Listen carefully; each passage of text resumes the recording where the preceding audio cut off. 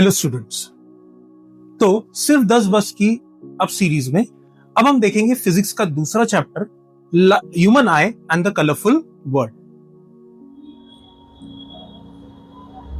तो बच्चों, हमारा जो पहला क्वेश्चन है that is MCQ based. Okay, तो इस क्वेश्चन में आप जैसे देख रहे हैं एक डायग्राम दिया हुआ है ग्लास प्रिज्म का, और हमें पूछा है कि in this diagram the angle of incidence, the angle of emergence and the angle of deviation respectively has been represented by. अगर आप डायग्राम में अच्छे से देखेंगे तो कुछ स्मॉल अल्फाबेट्स दिखाई दे रहे हैं जैसे P, Q, Z, Y, X।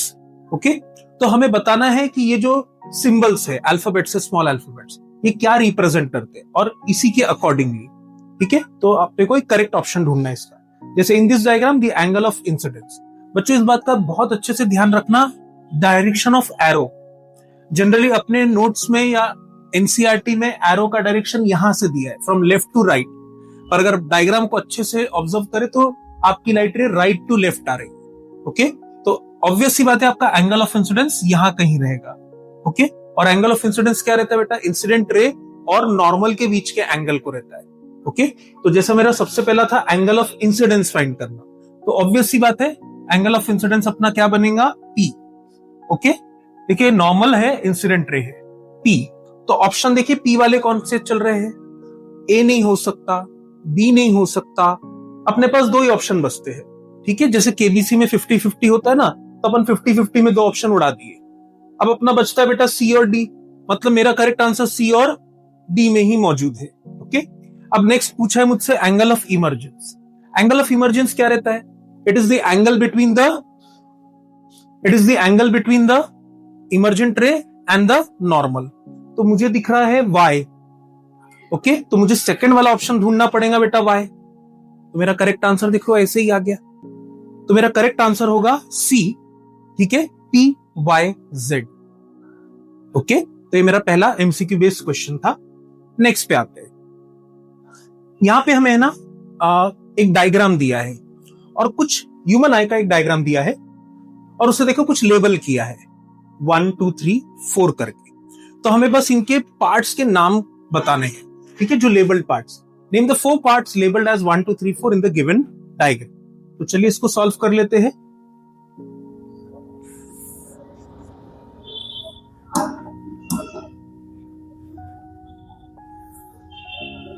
तो जैसे आप देख रहे हैं डायग्राम में, हमारा फर्स्ट पार्ट जो है वो रेटिना है। ठीक है, हमारा पहला आंसर होगा रेटिना। सेकेंड पार्ट में हम देख रहे हैं दो एरो है, एक ऊपर एक नीचे है। ठीक है, ऑब्वियस सी बात है बच्चों, ये आपका सिलेरी मसल्स।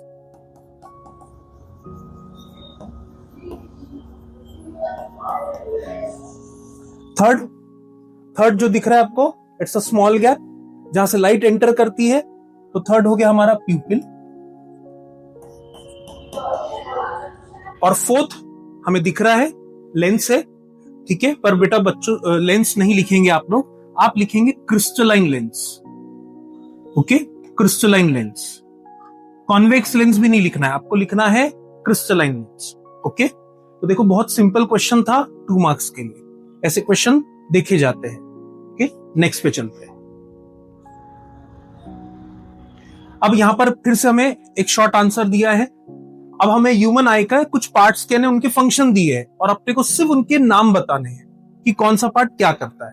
जैसे पहला क्वेश्चन दिया है,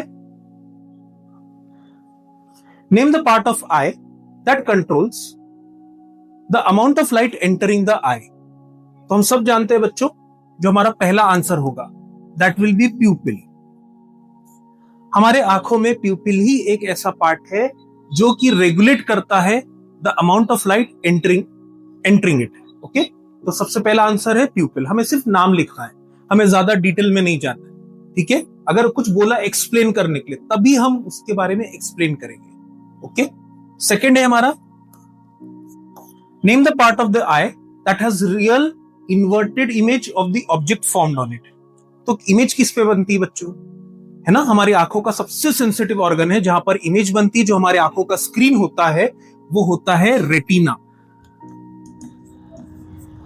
ओके, तो ये हमारा आंसर है, बहुत सिंपल है।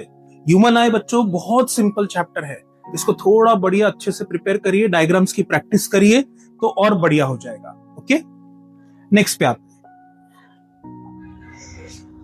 Question number 4। अब क्वेश्चन नंबर 4 वेरी इंपॉर्टेंट है, सबको पता है। इस चैप्टर में अगर कोई चीज पूछने लायक है तो बेटा वो है मायोपिया, नहीं तो हाइपरमेट्रोपिया। ये दोनों में से एक क्वेश्चन तो पक्का रहेगा ही रहेगा। ठीक है, तो मैंने एक सैंपल क्वेश्चन लिया है, चलो देखते हैं इसको 5 मार्क के लिए।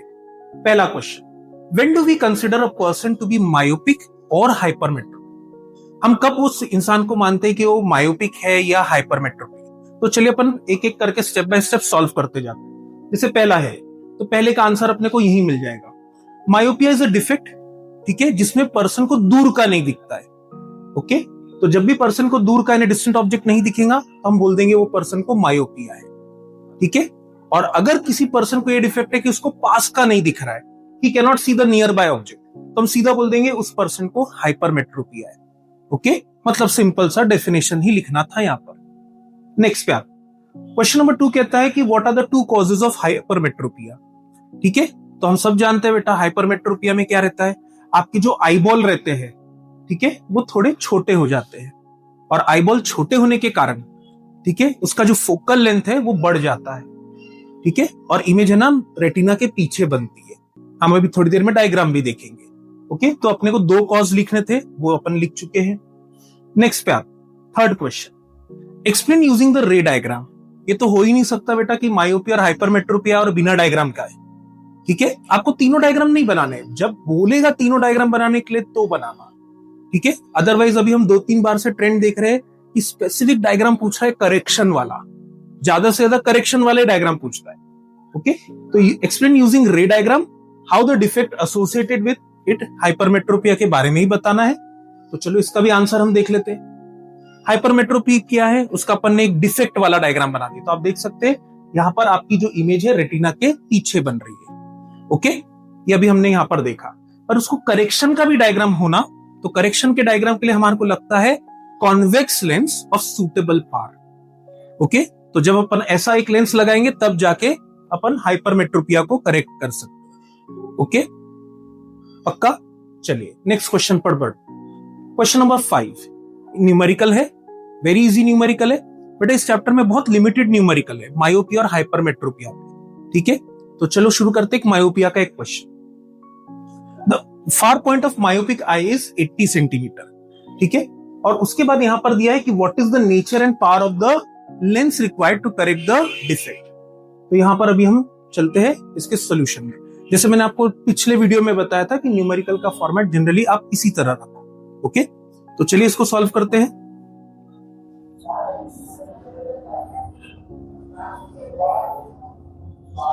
अब जैसे कि देखो क्वेश्चन में खुद दिया है कि क्वेश्चन मायोपिया का है, तो मायोपिया का है तो सबसे पहले मैं यहां के टाइटल में ही लिख दूंगा मायोपिया।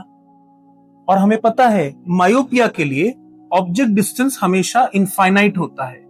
ओके, जब भी आपको क्वेश्चन में मायोपिया दिखा तो हमेशा यू की वैल्यू क्या हो जाएंगे बेटा, माइनस इन्फिनिटी हो जाएगी। ठीक है, और जो भी हमें नंबर दिया, जैसे 80 दिया था फार पॉइंट करके, तो जो भी फार पॉइंट है, नियर पॉइंट है, वो वी होता है।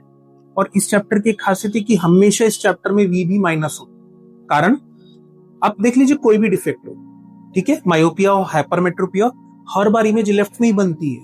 तो इमेज लेफ्ट में बन रही तो वी क्या रहेगा बेटा, माइनस। तो इस चैप्टर में ही वी हमेशा माइनस रहेगा, जो कि आज हमें दिया है 80 सेंटीमीटर। ओके, हमें 2 चीजें निकालने बोला था। हमें निकालने बोला था नेचर ऑफ लेंस एंड पार। तो पहले अपन पार निकालेंगे फिर नेचर ऑफ लेंस निकालेंगे। तो 2 चीजें निकालने बोला है, पार और सेकंड है नेचर ऑफ लेंस।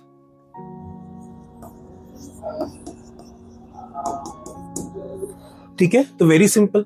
अब अपने को डायरेक्ट पार तो नहीं मिलेगा, यू और वी से बेटा अपने को क्या मिलेगा, सबसे पहले एफ।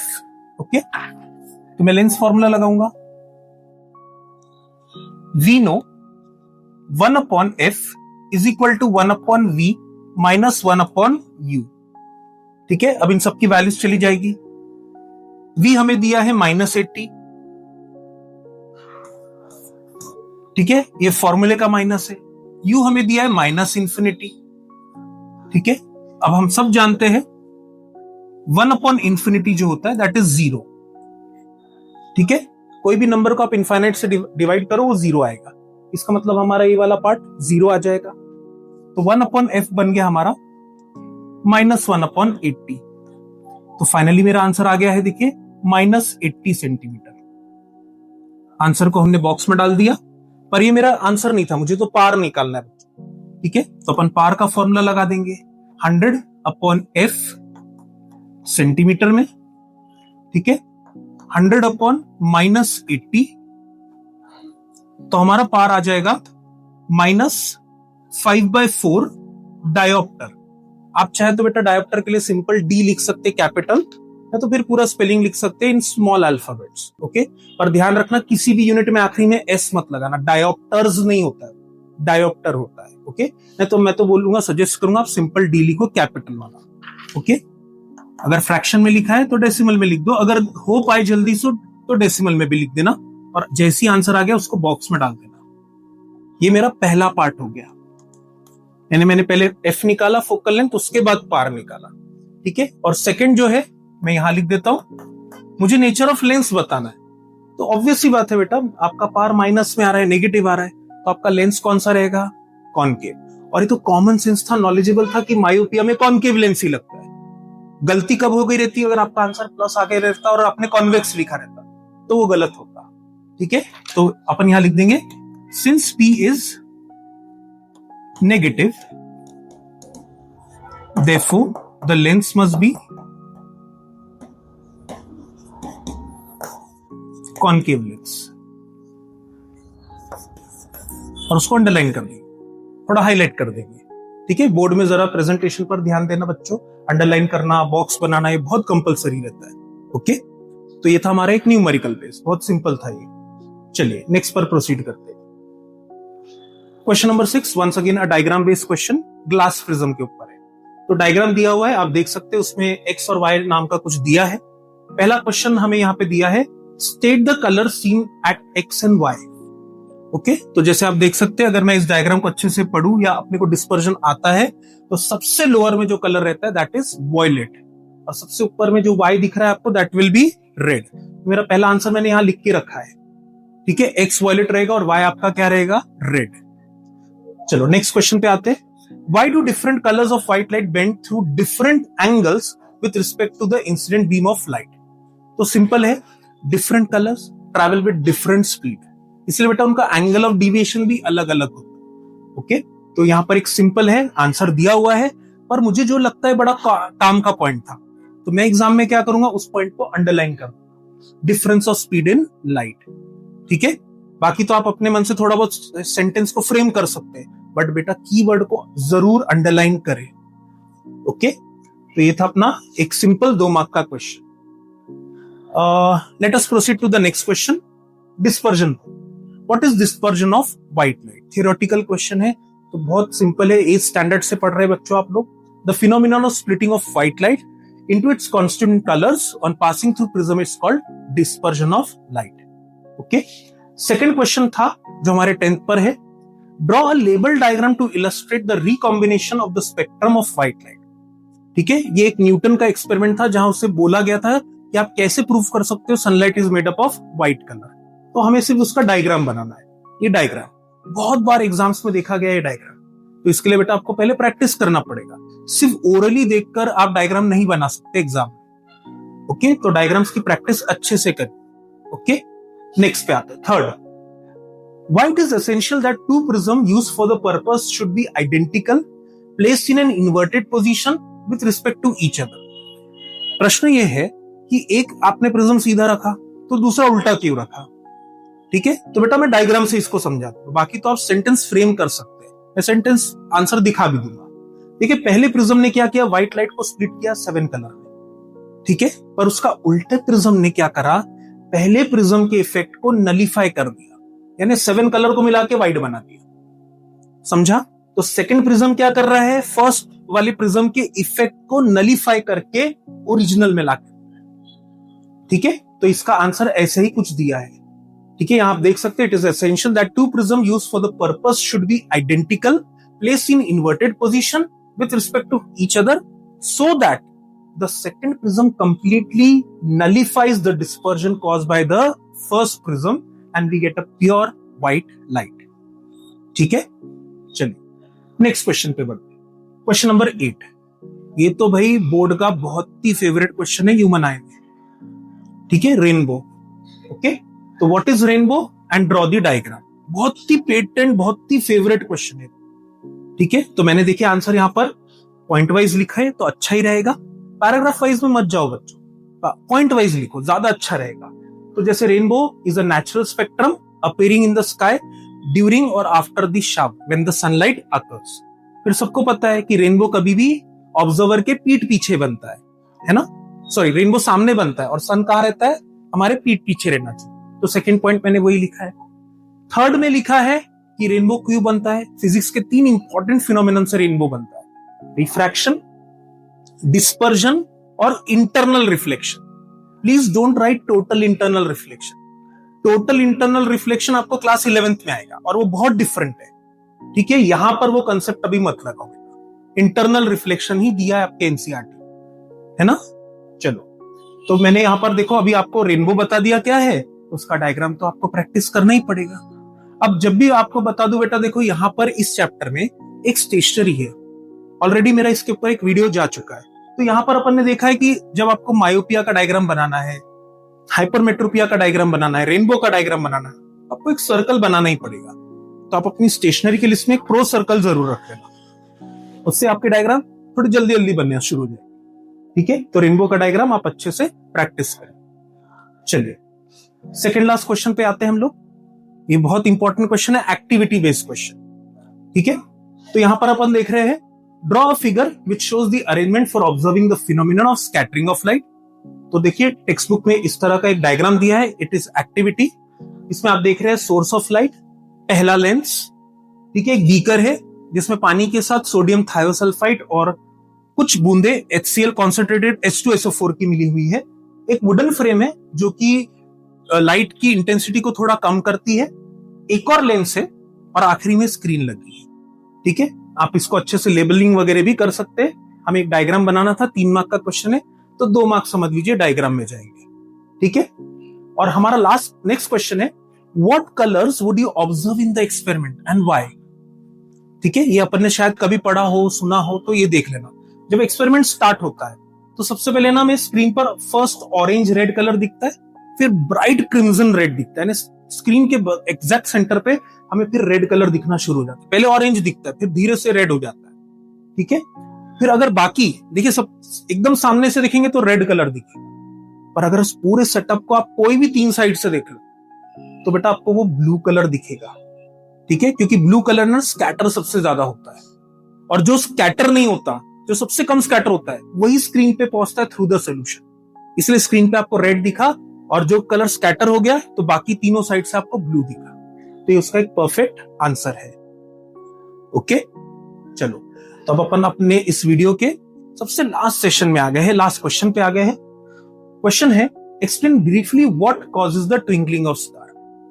बच्चों वंस अगेन बोर्ड का very favourite question, twinkling of star. ठीक है, तो ट्विंकलिंग ऑफ स्टार के बारे में यहाँ थ्योरी तो है, मैं उसको डायग्राम से समझा देता हूं। डायग्राम की प्रैक्टिस बहुत अच्छे से करना। जैसे आपको पता है स्टार से जब लाइट आती है उसको अपन स्टार लाइट, तो जब स्टार लाइट अपनी तरफ आती है तो एटमॉस्फेयर की बहुत सारी लेयर्स होती है। ठीक है, जैसे आप यहां डायग्राम में भी देख सकोगे, बहुत सारी लेयर्स हो। ठीक है, अगर ऊपर वाली लेयर रेयर हो गई, नीचे वाली डेंसर हो गई, तो सबको पता है जो लाइट आ रही है it will bend towards the normal. पर जो पहले डेंसर थी अब वो वापस रेयर बन गई क्योंकि अगली लेयर फिर से डेंसर बन गई। तो ऐसा करते करते देखो लाइट बेंड होते जा रही है, और फिर जो रे हमारी आंखों में पहुंचेगी, हमारी आंखें उसका एक वर्चुअल इमेज तैयार करेगी। यानी हमारे को स्टार असली जगह पे नहीं दिख रहा है। जैसे स्विमिंग पूल में देखो पानी में अगर कुछ गिर गया तो हमें वो चीज थोड़ा ऊपर दिखती है, तो बिल्कुल स्टार भी वैसे हमारे को थोड़ा सा बाजू में दिख रहा है। ठीक है, और गलती से अगर ये देखिए एटमॉस्फेयर की लेयर मूव हुई, होता है टेम्परेचर चेंज, क्लाइमेट कंडीशंस के अनुसार अगर वो लेयर कम ज्यादा मूवमेंट हुआ तो ऑब्वियस सी बात है कभी आपकी इमेज इधर दिखेगी कभी इधर दिखेगी, और इसी के कारण उस पर ट्विंकलिंग इफेक्ट आता है। ओके, तो बच्चों ये भी एक बोर्ड का बहुत ही इंपॉर्टेंट क्वेश्चन है, इसको बहुत अच्छे से प्रिपेयर करिएगा, अच्छे से लिखिएगा। रेनबो है, ट्विंकलिंग ऑफ स्टार है, वेरी वेरी इंपॉर्टेंट। ओके, तो फाइनली बच्चों यहां पर मेरा बस 10 का ये फिजिक्स के जो वीडियोस थे यहाँ मेरे कंप्लीट होते हैं। आप सभी को best of luck. Thank you.